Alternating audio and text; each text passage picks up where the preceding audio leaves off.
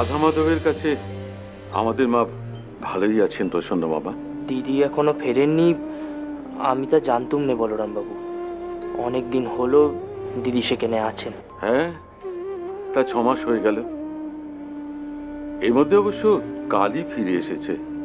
Master মশাইয়ের বউ অসুস্থ হয়েছিলেন, তাই তাকে নিয়ে ফিরে এসেছে।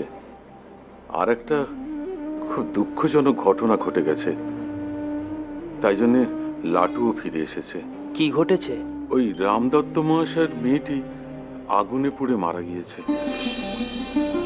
আরে, আসলে লাটু তো আগে রামদত্ত মহাশয়ের কাছেই ছিলেন, ঠাকুর তাকে চেয়ে নিয়েছিলেন, তাই মা লাটুকে ওনার কাছে পাঠিয়ে দিয়েছে। দিদি কবে ফিরবেন কিছু জানিয়েছেন? না, যতদিন থাকতে চান থাকুন না। আসলে মা দিদির জন্যই বড় ব্যাকুল হয়ে উঠেছেন। হবারই কথা। ভাইদের বিয়ে দেওয়ার জন্যই মা তোড়জোড় করছেন। দিদি বিনে আমাদের বাড়িতে কোনো শুভ কাজ হয়নি। দিদি জয়রামবাটিতে থাকলে বড় ভালো হতো, তাই আমি দিদিরে দেশের বাড়িতে নিয়ে যেতে চেয়েছিল। আপনার মাকে প্রণাম জানিয়ে বলবেন আমাদের মায়ের জন্য অপেক্ষা না করে তিনি যেন তার ছেলেদের বিয়ে দিয়ে দেন। মা কি তা বুঝবেন? দেখুন প্রসন্ন মামা, একটা কথা বলি। মা হয়তো তীর্থ থেকে ফিরবেন, কিন্তু তিনি আর সংসারে ফিরবেন কিনা জানি না। মানে? আমাদের ভাগ্নেবের চিঠিতে যা খবর পাই, মা সেখানে জপতপে, পুজোতে, সেবাতে নিজেকে নিয়োজিত করেছেন। তিনি ফিরে এসে ভাইদের সংসারে বা রামলাল চাটুর্য, শিবরাম চাটুর্যের সংসারে নিজেকে জড়াবেন কিনা তা জানি না। দিদি আমার বরাবরই এমনটি ছিলেন। সংসারের সব কাজ ছেড়েও তিনি ওসব করতেন। দু হাতে সব দিক সামলাতে পারেন তিনি। কিন্তু এখন মা অন্যরকম হয়ে গিয়েছেন। অবশ্য আমরা মনে মনে এমনটাই চেয়েছিলাম। মা তা হয়েছেন ঠাকুরের আদেশে। মানে আপনি কি বলতে চাইছেন? আমি কিছু বুঝতে পারছি নি বলরাম বাবু। মা সাধিকা হয়ে উঠেছেন। ঠাকুরের ভক্ত যোগিনকে তিনি দীক্ষা দিয়েছেন। হ্যাঁ প্রসন্ন মামা, ঠাকুরের অবর্তমানে মা এখন আমাদের গুরুমা। আমাদের দিদি মায়ের সমান। দিদি আপনাদের গুরুমা? সাক্ষাৎ ঠাকুর। মাঝি ঠাকুর আছেন লোরে, সচমুচ ঠাকুর আছেন। আমি যখন বৃন্দাবনে মাঝির কাছে বসে থাকতাম না, তো মন লাগতো কি আমি আমার ঠাকুরজির কাছে বসিয়ে আছি। আমার যখন কলকাতা রামবাবুর বাড়িতে বিপদের খবর আসলো, তো মাঝি আমাকে ডেকে বললেন কি, লাটু তুই কলকাতা চলে যা, ও রামের তোকে দরকার আছে। তো আমি কলকাতা চালিয়ে এলাম। রাম দাদা কেমন আছেন লাটু? आप মানিয়ে নিয়েছেন, নিজেকে সামনে নিয়েছেন বাবু। এখন কলেজে যান, সেখান থেকে যোগদানে চলিয়ে গিয়ে বসে থাকেন রাত অব্দি, ফির ঘর চলিয়ে আসে। আর রামবাবুর বউ? মাঝি, ও মাঝিকে দেখলে আমার বড় দুঃখ হয়, বড় দুঃখ হয় আমার। মাঝি এখন সব সময় চুপচাপ থাকেন আর নিজের কাম কাজ করেন। ঠাকুর ঘরে গিয়ে একা একা পূজা করেন। তখন আমি মাঝির সঙ্গেই থাকি। দেখি না আমার তোদের জন্য মন কেমন করলো লোরে। তো আমি আমার বাবুকে বললাম, রাম বাবু আমি চালিয়ে যাবে বাবু। বাবু বললো যা যা যা লাটু, তুই যেখানে ভালো থাকিস তো সেখানে যা। আমি চালিয়ে এলাম। লোরে লোরে না, আমার দীক্ষা হবে না, আমি সন্ন্যাস লিবে না, আমি ঠাকুরের কাজ করবে না করে। তোকে ছাড়া কি ঠাকুরের কাজ সম্পূর্ণ হয় লাটু? গোপালদা, পঞ্জিকা দেখে লাটুর দীক্ষার জন্য একটা শুভ দিন স্থির করো। শশী, কালীকে বল আমাদের মতো কালী লাটুরও তন্ত্র ধারক হবে। আমার দীক্ষা হবে, আমার देखता हूँ मैं अभी सन्यास ली में। हे राम जी, तेरा लाख लाख शुक्र राम जी। एक बार लाटू में तो लाटू सन्यास ली में।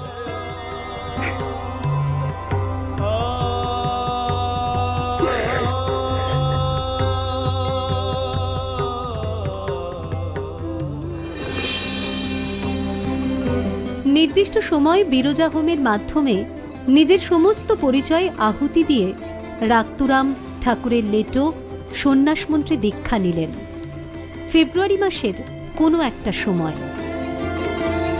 তুই অদ্ভুত, তাই তুই হলি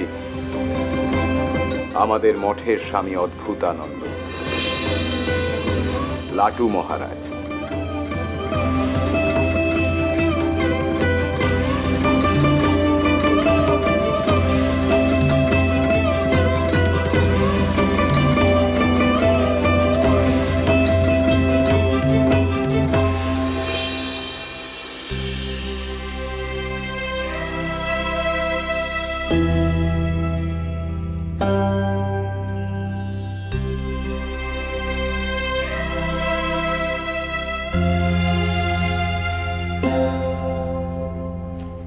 জপের মালা হাতে নিয়ে যে অন্য কিছু ভাবতে নি নক্ষী।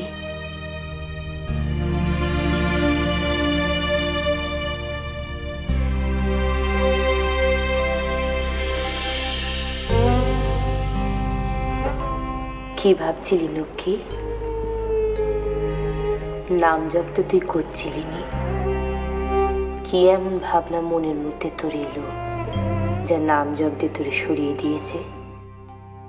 জপের মালা ঘোরাতে ঘোরাতে আমি সত্যিই ভিন্ন কিছু ভাবছিলাম। মায়ের কথা ভাবছিলি তাই না রে মা? যে চলে গিয়েছে তার জন্য কষ্ট পাসনি মা? না গো খুড়ি, আমি সেসব কথা কিছু ভাবছিলাম নি। এখানে থাকতে থাকতে নিত্য বৈষ্টমী দেখতে দেখতে আমার মনে একখান স্বাদ হয়েছে। কি স্বাদ? আচ্ছা খুড়ি, আমি যদি আর সংসারে ফিরে না যাই, যদি এখানেই বৈষ্টমী হয়? না লক্ষ্মী, না।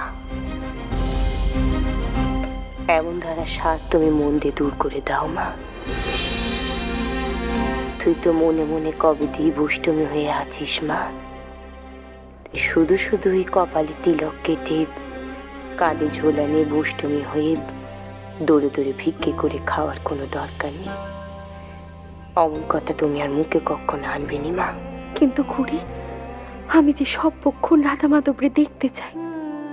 এখান থেকে চলে গেলে আমি কি আর তেনারে দেখতে পাবো? যখন আমি মন্দিরে যাই, আমার মন্দির থেকে আসতেই ইচ্ছা করেনি। মনে হয় এখান দিয়ে যদি ঘরের পথে যাই, তাহলে যদি আমি রাধা মাধবরে আর দেখতে না পাই। পাবি মা, নিশ্চয়ই পাবি। এক মনে তেনারে স্মরণ করলে সে যেখানে বসেই তেনারে স্মরণ করিস না কেন, ঠিক তেনারে দেখতে পাবি। আমি যদি বৃন্দাবনের গোপিনী হতাম তাহলে কত ভালো হতো, তাই না খুড়ি? তুই তো গোপীনাথের গোপিনী হয়ে আছিস নক্ষী, দেখবি। চোখ দুটি বন্ধ কর মা।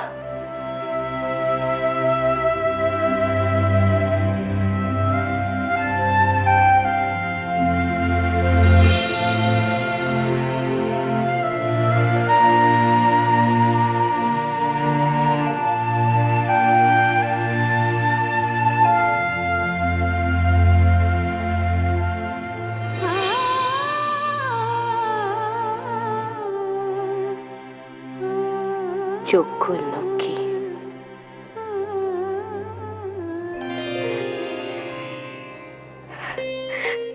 জয় জয় রাধা মাধবের জয়, জয় রাধা মাধবের জয়। চোখ বন্ধ করে কি দেখলি মা? দেখলুম খুড়ি, দেখলুম। আমি রাধা মাধবের যুগল চরণখানা দেখলুম খুড়ি, তেনার যুগল চরণ। তবে যে এই যে তুই বললি এখানে না থাকলে মন্দিরে যেতে পারবি নি, তেনার চরণ যুগল দেখতে পাবিনি। তা তুই তো এখন মন্দিরে নি মা, এই ঘরের মধ্যে রয়েছিস, তবে কেমনে তেনার চরণ যুগল দেখতে পেলি? হ্যাঁ গো খুড়ি, আমি মনের মধ্যে আমার রাধা মাধবের যুগল চরণখানা দেখতে পেলুম আমি। তোরে নিয়ে এবার আমি নিশ্চিন্তি হলুম মা। তুই যেখানে থাকবি তেনার চরণ যুগল দেখতে পাবি। কি জানিস তো, এর জন্য কখনো বুষ্টমি হওয়ার দরকার নেই, বৃন্দাবনে হত্যে দিয়ে পড়ে থাকারও কোনো দরকার নেই। সব হলো কি এই মনই আসল। তাই যেন হয় খুড়ি, তাই যেন হয়। আমার ভাগ্য আমার যেখানে খুশি নিয়ে যাক, তাতে কোনো ক্ষতি নেই।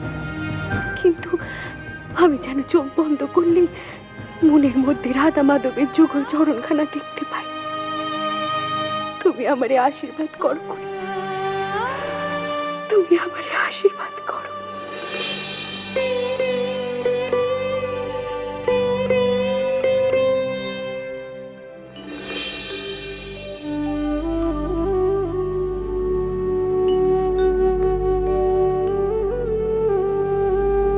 প্রভু জগন্নাথের সামনে দাঁড়িয়ে আপনি এত কি ভাবছেন?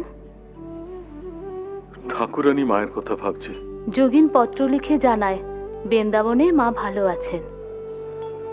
ঠাকুর মায়ের মনে শান্তি দিয়েছেন।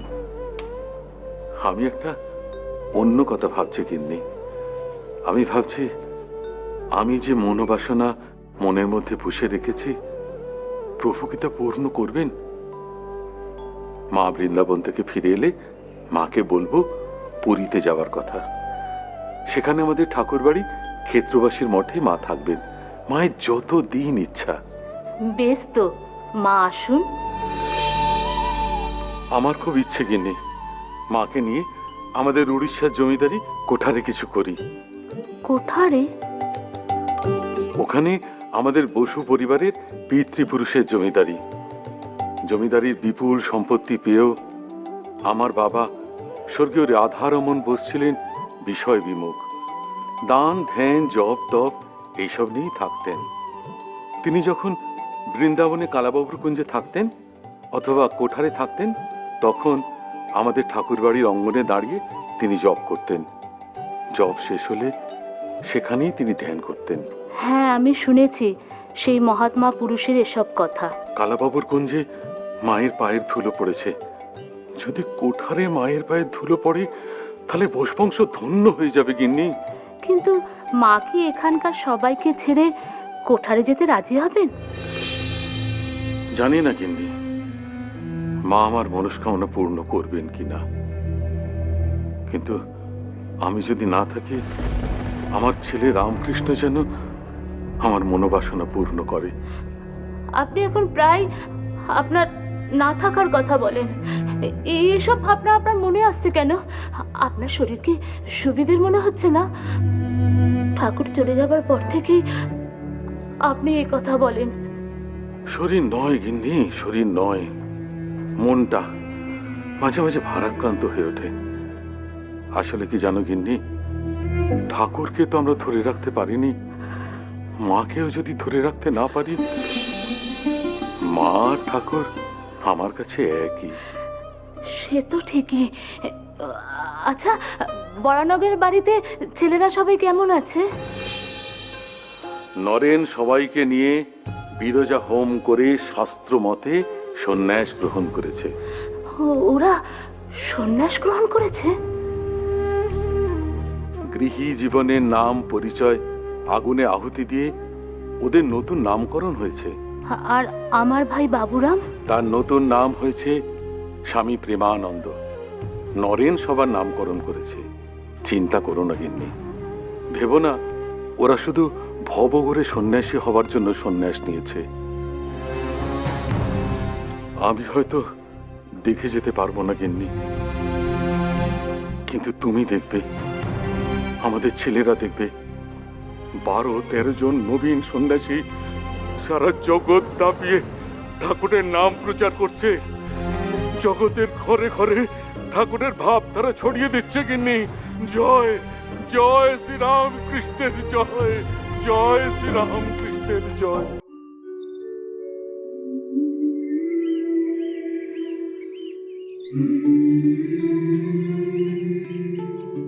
নরেন,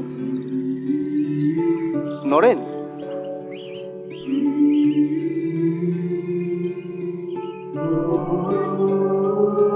কিরে রাখাল, দুপুর গড়িয়ে যে বিকেল হয়ে গেল, আজ বুঝি পেটে কোনো দানা পানি জুটবে না? দেখ রাখাল, খালি পেটে কিন্তু কিছুই হয় না, না হয় ধর্ম, না হয় সাধনা। হ্যাঁ, ওরা মাধুকরি করে ফিরলেই বুড়ো গোপাল দাদা ভাত চাপিয়ে দেবে। হ্যাঁ রে, ভাঁড়ারে কিছুই নেই, তাই না?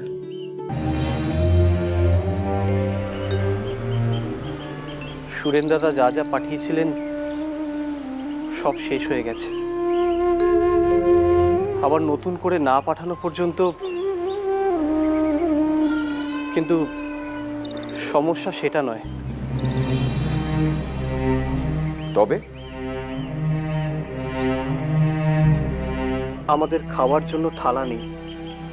দূর শালা, তুই কবে কোন সন্ন্যাসীকে থালায় করে পঞ্চব্যঞ্জন আহার করতে দেখেছিস শুনি? কলা পাতায় আমাদের তো দিব্যি চলে যাচ্ছে।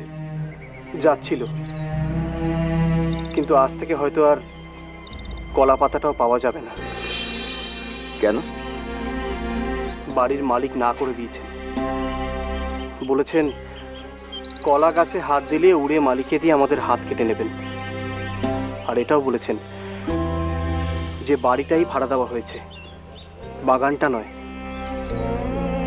আমরা নাকি কলা পাতা কেটে কেটে বাগানটা পুরো ফাঁকা করে দিয়েছি। মিথ্যে তো কিছুই নয়। যে হারে কলা পাতা কাটা হচ্ছে। লাটু আর নিরঞ্জন তো মারমুখী হয়ে আছে। ওরা বলেছে কলা পাতা ওরা কাটবেই, আর না হলে যে বাধা দিতে আসবে তাকে কাটবে। ছি ছি, ওদের মুখে এসব কি ভাষা? সন্ন্যাসীর অত ক্রোধ মানায় না রাখা। তুই আমায় কাটারিটা দে। থাক, দরকার নেই। আমি নিজে গিয়ে এক্ষুনি থালা নিয়ে আসছি। ওরা মাধুকরি থেকে ফিরলে বুড়ো গোপাল দাদাকে বলবি ভাত বসিয়ে দিতে। আমি এক্ষুনি যাবো আর আসবো।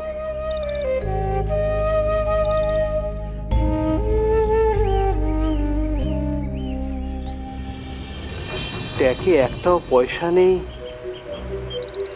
অথচ নরেন গেল বাজার থেকে থালা কিনে আনতে।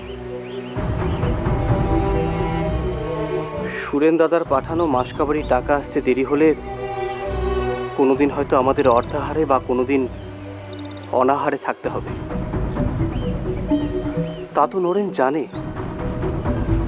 জেনেও থালা কিনতে গেল।